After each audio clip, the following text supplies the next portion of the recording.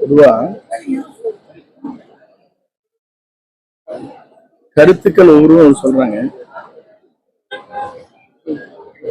பாரதிய ஜனதா கட்சியே மத்தியிலும் மாநிலத்திலும் இருக்கிற போது கர்நாடகத்தில் அப்போது பேசி தீர்த்திருக்க வேண்டும்.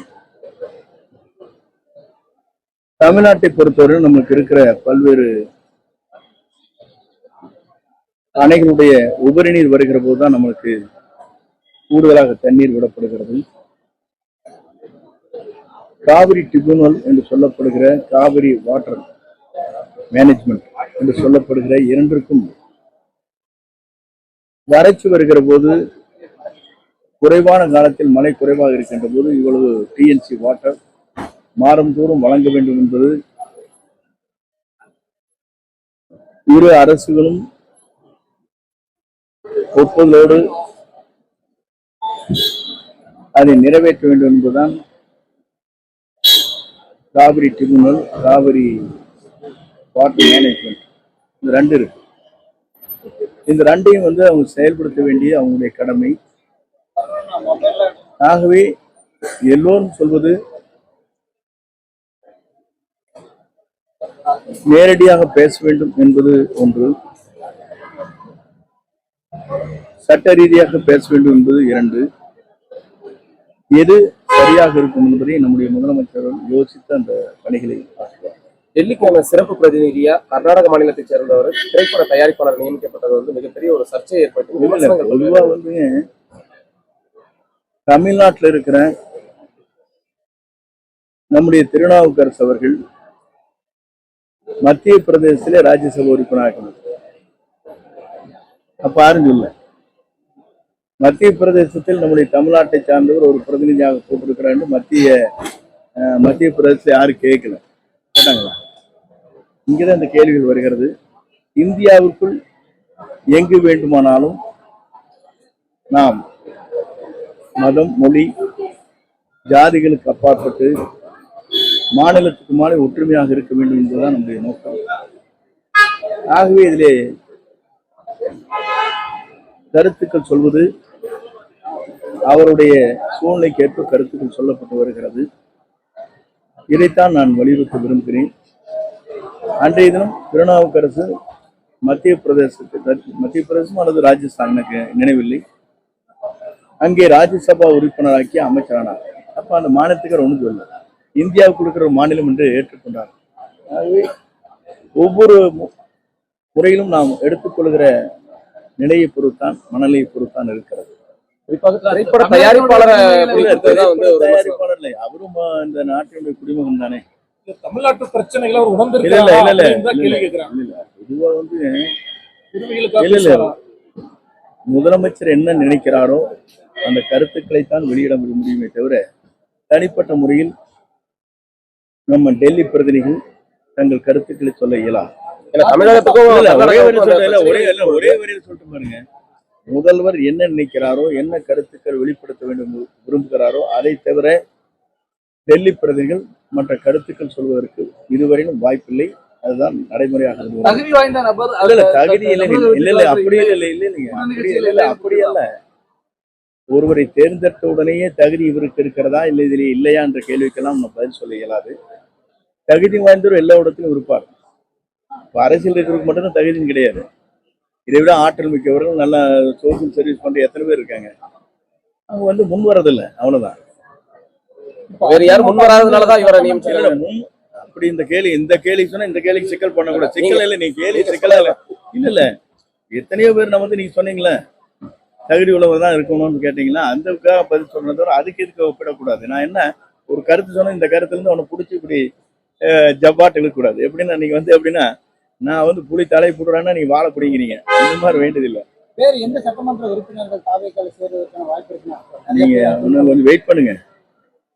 தாவேக்கா சேர்றது குதிரை பேரம் தான் அப்படி சொல்லி வாழ இல்ல நான் என்ன சொன்ன, குதிரை பேரம் என்று சொல்வதற்கு மத்திய அரசு அது செஞ்சிருக்கு. மகாராஷ்டிரா என்ன நடந்ததுங்க? அங்க நடந்த நிகழ்ச்சி எப்படி அப்படியே ஒரு கவர்மெண்டே திருப்பி போட்டாங்களே இல்லையா, அதுக்கு பேர் என்ன?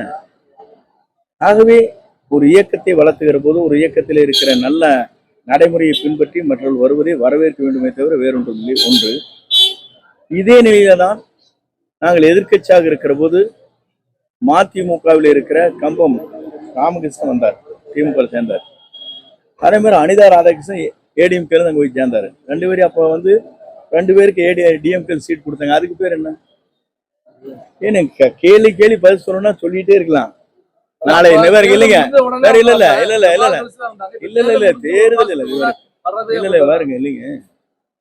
ஒரு இயக்கம் நல்ல முறையில் தன் பணியை ஆற்றுகிறது, தமிழ்நாட்டு மக்களுக்கு சிறப்பான முறையில் இந்த பணிகள் அமைய போகிறது என்று விரும்பினால் யார் வேண்டுமானாலும் எங்கு வேண்டுமானாலும் வரலாம். இதுதான் அவருடைய ஜனநாயக உரிமை. அந்த உரிமையை அவர்கள் இன்று பயன்படுத்தி கொண்டு ராஜினாமா செய்கிறார். எங்களை பொறுத்தவரையும் 120 பேர் வேண்டும் என்றும் 120 பேர் இருக்காங்க. எங்களுக்கு ஷார்டேஜ் கீட்டேஜ் இதெல்லாம் கிடையாது. ஆனாலும் குதிரை பேரம் என்பது இதெல்லாம் சொல்வதை போல வார்த்தை ஜாலங்களை தவிர யார் எதை வேண்டுமானாலும் விருப்பத்திற்கேற்ப நான் பண்ணலாம். நான் ராஜினாமா பண்ணிட்டு வரலையா 6 மாதத்துக்கு முன்னாலேயே எனக்கு தேவையில்லைன்ட்டு வந்து இதில் ஜாயின் பண்ண இன்னைக்கு மந்திரியாயிருக்கேன். நான் வந்து கஷ்டப்படுகிற போது நான் என்ன செய்வதென்று தடுமாறி கொண்டிருக்கிற நேரத்தில் என்னை கைதூக்கி விட்டு இன்றைக்கு ஒரு அமைச்சராக்கி இருக்கிற பெருமை தமிழக வெற்றி கழகத்துடைய தலைவர் நம்முடைய வெற்றி தளபதி நம்முடைய தமிழ்நாட்டின் நிரந்தர முதலமைச்சருக்கு தான் அந்த பெருமை இருக்கிறது.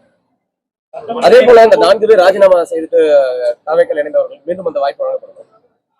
இல்ல நீங்க பொதுவா இந்த கேள்விக்கெல்லாம் நம்ம பதில் சொல்ல முடியாது. இப்ப சூழ்நிலைகள் இல்லை. அன்றைய சூழ்நிலை என்ன நடக்க போகுது என்று நீங்க பொறுத்து தான் பார்க்க வேண்டும். வருவாய்த்துறையில் வெள்ளை அறிக்கை வெளியிடுவீங்க? வருவாய்த்துறை வெள்ளை அறிக்கை வேலை இல்லைங்க. சினிமா பாணியில தான் இருக்கு. வாணி சீனிவாசன் பதில் சொல்ல முடியாது. வாணி சீனிவாசன் எப்படி வேணாலும் சொல்லலாம் கருத்துக்கும். ஏனுங்க, கருத்து சொல்லுவது வேறு, ஆனால் அதே நேரத்தில் எதை வேண்டுமானாலும் கொச்சைப்படுத்தி சொல்வது வேறு. முதல்ல தெரிஞ்சுக்கணும். சினிமா பாணியில் என்ன இருந்தது? அவர் சொன்ன கருத்துல ஏதாவது முரண்பாடு எங்கே இருந்திருக்காங்க? நான் என்ன செய்ய போகிறேன், என்ன நாட்டுக்கு செய்ய போகிறேன், என்னை பற்றி விமர்சனம் செய்திருக்கிறார்களே, இதற்கெல்லாம் பதில் சொல்ல வேண்டும் என்று பதில் சொல்லியிருக்காரா இல்லையா? இல்ல செய்கையெல்லாம் விடுங்க, செய்கை இவங்கெல்லாம் செய்யாத செய்யா, இவங்கெல்லாம் பண்ணாத செய்யும் கிடையாது. ஸ்பீக்கரையே அடிச்சு கீழே தள்ளிட்டு ரங்கநாதன் போய் சீட்லயே உட்காந்த கதையெல்லாம் இருக்குது. அந்த கதையெல்லாம் சொல்லாமா? ஸ்பீக்கர் ஒரு எலெக்ஷன் நடத்துற ஸ்பீக்கரே கீழே தள்ளி விட்டுட்டு ரங்கநாதன் சீட்ல உட்காந்தாரு இல்லையா? அதுக்கெல்லாம் அவர் ஒத்துழைப்பாத்தான் இருந்தாங்க காங்கிரஸ்காரனுக்கு. அதுக்கெல்லாம் என்ன கதை சொல்றதுங்க? இல்ல நான் கேட்டிருக்கேன். இருங்க நான் சொல்லி முடிக்காது ஒரு கேள்வி கேட்கக்கூடாது. நீங்க தந்தி இப்படி கேட்கறீங்க நல்லா பத்திரிகை சொல்லியிருக்காங்க. மம்பளை கொண்டே விட்டாருங்க இல்லைங்க.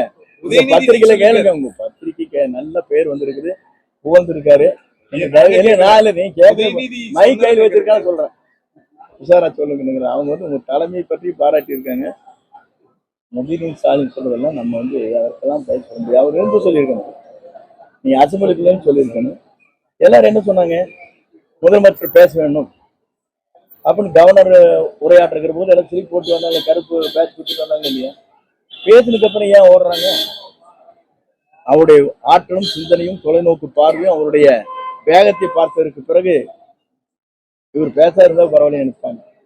ரைட் இல்லையா? பேசுங்கன்னு சொன்னதை தப்பா போச்சுன்னு பயந்து போயிட்டாங்க. இதுதான் நடந்தது.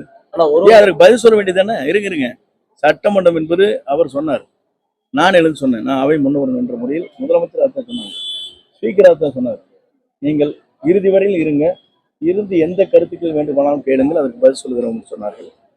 இது சட்டமன்ற மரபில் எப்போதும் பாயிண்ட் ஆஃப் இருக்கலாம், அதில் குறைய கிடையாது.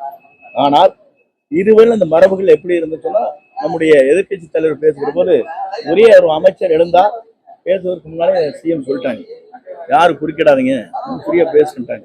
ஃப்ரீயா பேசுனாங்களே இல்லையா?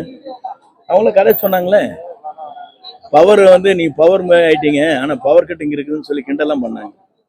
நீங்க இதெல்லாம் ஆற்காடு வீராசாமி பண்ணது உங்களுக்கு தெரியும்ல. ஒரு ஆட்சி போனதற்கு காரணமே பவர் கட் தான் அப்படின்னு அவர் எடுத்துட்டாரு. நம்மளுக்கு சொன்னாங்க, எங்க ஏப்பா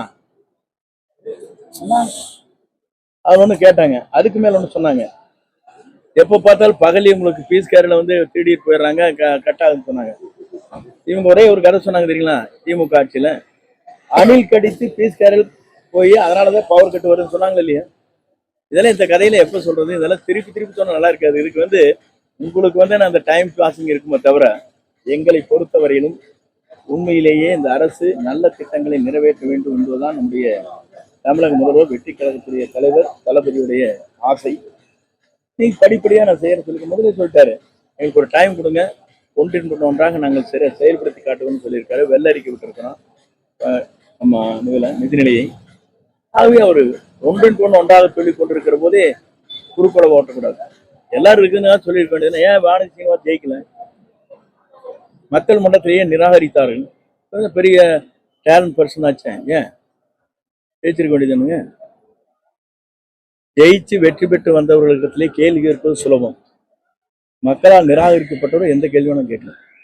வெள்ளை அறிக்கைக்கான வேலை இல்லை அப்படின்னீங்க. வெள்ளை அறிக்கை இதுவரைக்கும் விட்டதில்லை. வருவாய்த்துறையை பொறுத்தவரை வெள்ளை அறிக்கை என்பதே நிதிநிலையின் அறிக்கைக்கு மட்டும்தான், நிதி நெருக்கடி நிதிநிலைக்கு மட்டும் துறைக்கு மட்டும்தான் இந்த வெள்ளை அறிக்கை விடுவது பழக்கம். இருங்க இருங்க, அவர் சொல்லியிருக்க அந்த பவர் கட்டுக்காக கொடுக்கன்னு இருக்காரு. உன்னை எந்த கட்டும் எனக்கு இல்லை, அதனால நீங்க கேட்காதீங்க, நான் ஃப்ரீயா போயிட்டு இருக்கிறேன் உங்களோட ஹாப்பியா. அதனால வருவாய்த்துறைங்கிறது நல்ல முறையில செயல்படுத்தணும். என்ன பல திட்டங்களை நம்ம கொண்டு வரோம்.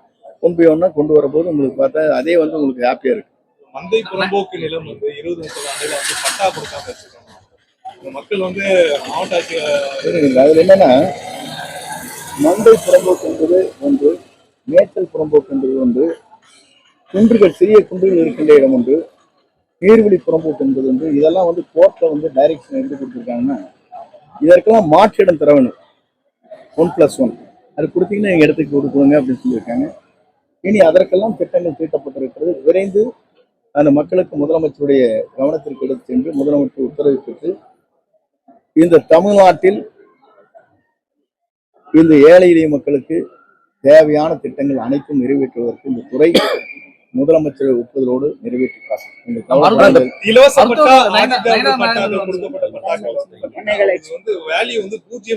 அதுதான் அதை பற்றி பொறுத்த அளவுக்கு ஒரே நிமிஷம்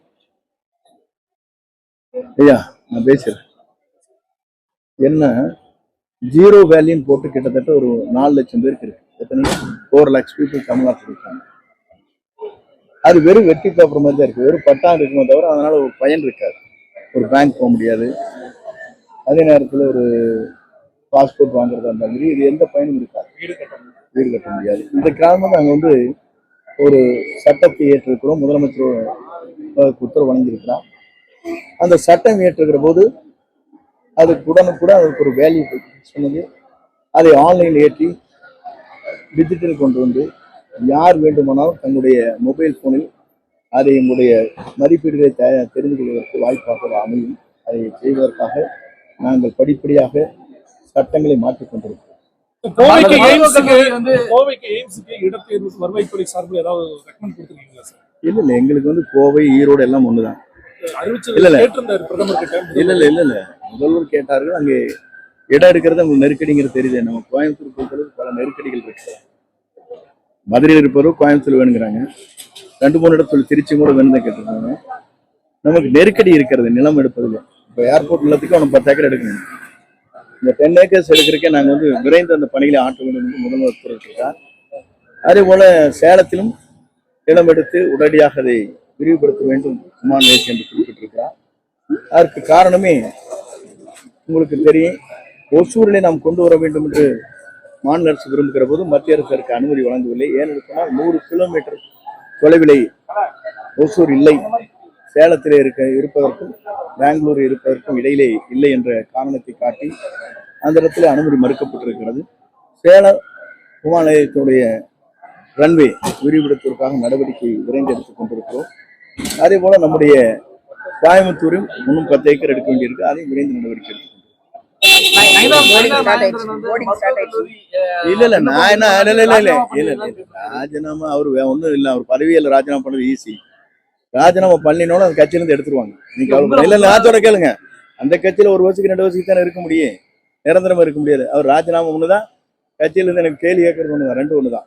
அதனால அவருக்கு எப்படி வேணா பதவி உங்களுக்கு தெரியும். 2 பேர் ரொட்டேஷன் தானே அது. இல்ல பிஜேபி பொறுத்தவரை ரொட்டேஷன் தானே.